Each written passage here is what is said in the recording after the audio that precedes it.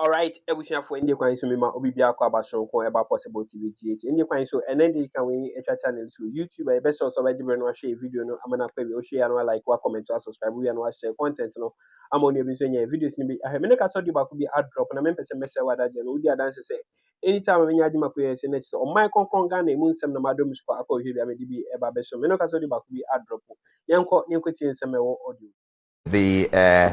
the processes of the courts, just to tell viewers where we are, the latest on the matter.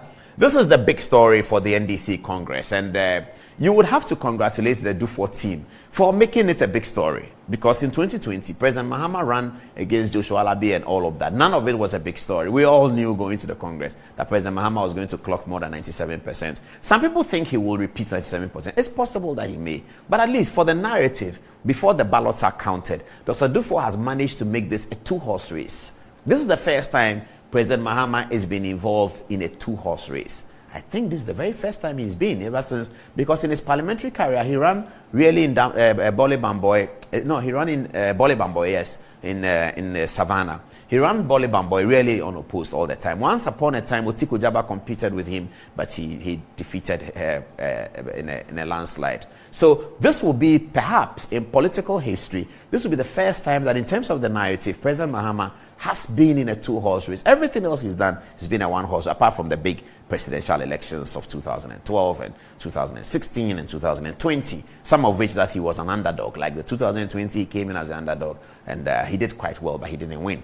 But in terms of local party elections, this is the first time that John Dramani Mahama, the former president, will be encountering what looks like a two-horse race. Maybe that is explaining the discomfort, the nerves that are sort of biting around him in his corner, getting very upset with the whole Dufour confrontation, because they had looked at this as a one-horse race. They had believed it's going to be a one-horse race. I would have been frustrated too if I'm working as a PR for a candidate that I knew was going to be a one-horse race, and suddenly something is changing and the narrative looks like it's a two-horse race. The narrative may look very different from what is in the ballot or what the ballot will produce at the end of the day. We all know the Bradley effect in America, so we understand that election narratives can be very different from the outcome. But at least, as far as the narrative is concerned, Kwabena Dufour has managed to make this a two-horse race. Now, let's see the details. So the story came up that Dr. Dufour was going to court, etc., etc.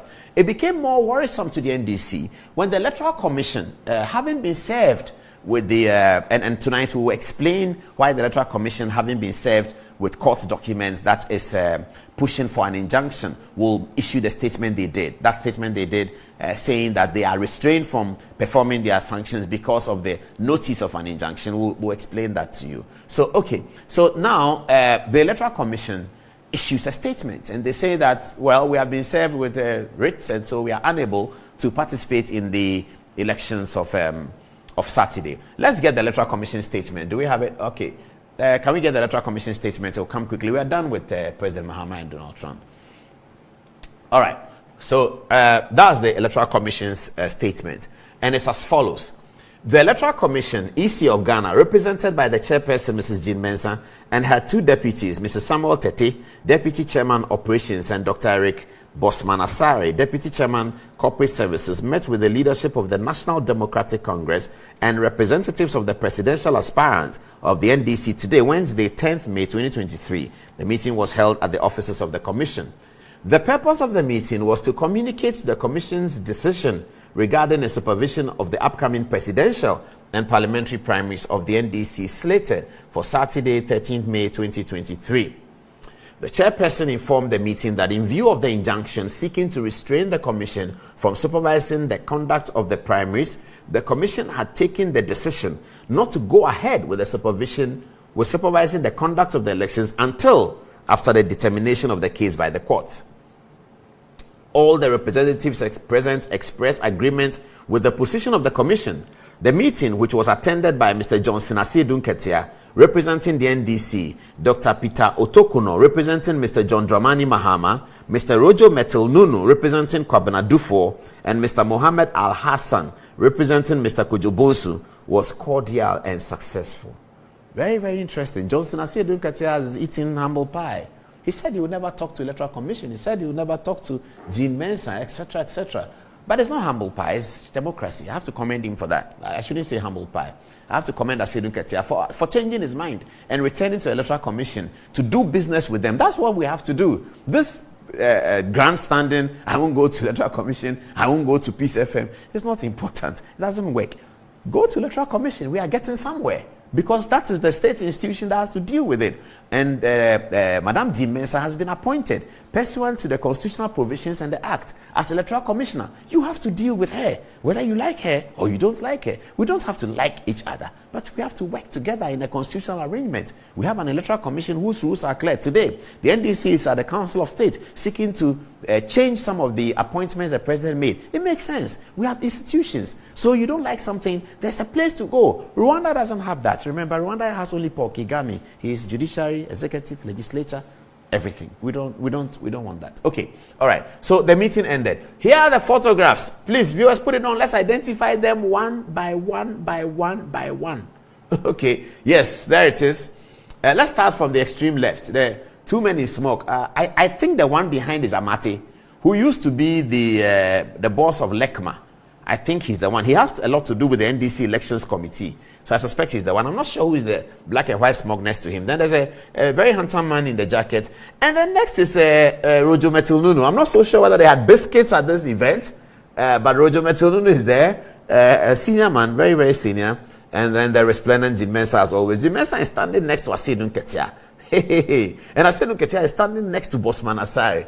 And Bosman Asare is standing next to Otokuno. Wow, this is interesting. But I like Asiedu Nketia's Chairman Mao suit. That's how we call it. Chairman Mao, the owner of China. This is how he used to dress. The communisto way of dressing. I like what Asiedu Nketia is wearing. The gray color is nice. Okay, so this was the NDC meeting the Electoral Commission. Later on in this broadcast, I'll show you why the Electoral Commission takes that position. A few more photographs for us to enjoy. Over here, Madam Jean Mensah in a conversation with Otokuno. I was looking for a photograph in which Madam Jean Mensah is in a conversation with Asiedu Nketia, but it's not coming. This is Otokuno speaking to Jean Mensah. And this is Jean Mensah speaking to Rojo Metilnunu. And I believe Al Hassan, who represented Kojo Bonsu. There's no photograph of Jean Mensah and Asiedu Nketia except this one. It doesn't matter. It's still good. It means that our political parties are working with the Electoral Commission. That's not bad. Okay, now let's see the statement the NDC has written. So because the NDC supporters were getting concerned, and rightly so, about the Electoral Commission's position that they are taking. The Electoral Commission says we cannot do the election if there's an injunction on us. That's what the Electoral Commission says. So NDC supporters were getting a bit worried, you see. So because they were getting worried, NDC issued a statement to calm them down. Let's look at what the statement, which was signed by Fifi Kwete. Let's see what it says. It's as follows. It's a press statement, and it was released on the 10th of May. It says, NDC confident that May 13th presidential primaries will be held as scheduled. Okay, it's as follows. The National Democratic Congress, NDC, further to a court action on the part of one of the presidential aspirants, wishes to assure presidential parliamentary aspirants as well as members, supporters and sympathizers that the party is taking all legitimate and legal steps to pave way for the presidential and parliamentary primaries on Saturday, May 13, 2023. We want to urge party members and the people of Ghana to remain calm as the party, through its legal team, works to resolve the temporary challenge. Okay, it will be recalled that Dr. Kwabena Dufour, one of the three presidential aspirants, on Tuesday filed a suit against the party seeking to injunct the primaries. While urging calm among our rank and file, we wish to assure that the party, as at April 20th, 2023, had made available the full delegates list to all presidential candidates in line with our commitment stated in our guidelines that this primary document will be furnished to all presidential candidates. The party is therefore confident that this temporary challenge will be quickly overcome to pave way for the holding of the primaries on schedule.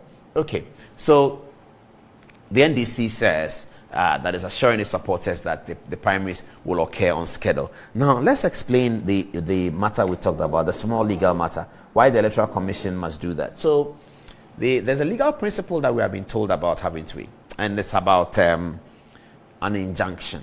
So injunction is, as we said before, one of the prerogative writs that people can take when they are in trouble so that the court can hold something, keep something, wait for something That's really what an injunction is. Stop this one and let's wait for the court. Injunction is really stop whatever you are doing. Let's wait for the court to determine the quarrel. So we are doing something. We are having a company together. We have a farm together. We have business together. We are fighting over land, and we are quarreling. It will take the court a while to find out. I say, tell the court that all of us should stop. Nobody should go onto the land until the court has determined who is the owner of the land.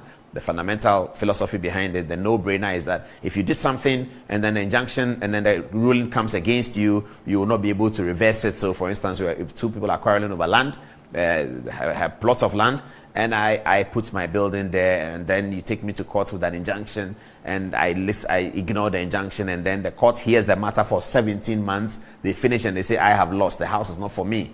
Now what happens? You pull down the house, you break it. So for that reason, the court has determined that when an injunction is filed and is served on you, you should not proceed with the matter. So for this NDC event, for instance, if they ignore the injunction and proceed with the matter, the court goes on to hear Dr. Dufour's claims. 6 months down the line, the court comes and Dr. Dufour was right that the election shouldn't have occurred. What happened? So that's why the injunction is there. Let me share with you the case in which how this principle of law came to be part of our jurisprudence. And it's as follows. There are two factions of the Sempe royal family in Accra who were claiming the stool for their respective candidates. The case is entitled Republic versus Mofa, ex parte Alote. It's as follows. The GAN, Traditional Council, put together an ad hoc committee to hear the complaints of two factions and decide how the appointment could be made to the stool. Despite the fact that the committee had not finished its work, one faction was feverishly preparing their candidate for an outdooring. Due to this, the other faction sued for an order to restrain the other faction from outdooring their candidate. The notice was served on the faction which was preparing to outdoor the candidate, and the issue concerned whether or not the notice itself acted as a bar to prevent them from acting. Now that's the critical thing. The notice of an injunction, if Dr. Dufour files an injunction seeking to injunct the NDC Congress, and that injunction is served on any of the parties acting for or on behalf of the NDC, the law says that that notice that has been served should operate on the individual as an injunction already. It should operate as if the injunction was granted. That service of a notice of injunction should prevent you from continuing with whatever you are doing. So that's what the Electoral Commission was doing. They were just abiding by the law. That once an injunction has been served on, and they cannot participate in the election, isn't it? Okay, so let's move on with this one. The defense of the faction planning to outdoor their candidate as chief was that the injunction had not been granted yet. That's really what they said. And that kind of makes sense, doesn't it? Because they are saying that you are looking for an injunction against us. The injunction has not been granted. Why then should we stop to outdoor the chief? This is what the law says. The court held that so long as there was a process in court, any action that could undermine either the process in court or the outcome of the court's process must be prevented. In the words of Justice Aban, may he rest in peace, our former Chief Justice, this is what Justice Aban said. It is well established that any conduct which tends to bring the authority and administration of the court into disrespect or to interfere with any pending litigation is a contempt of court. So Justice Aban said this and sort of settled the matter. A good photograph of Justice Aban. This is one of his last days. I believe this is the inauguration of President John Kufuor, which was conducted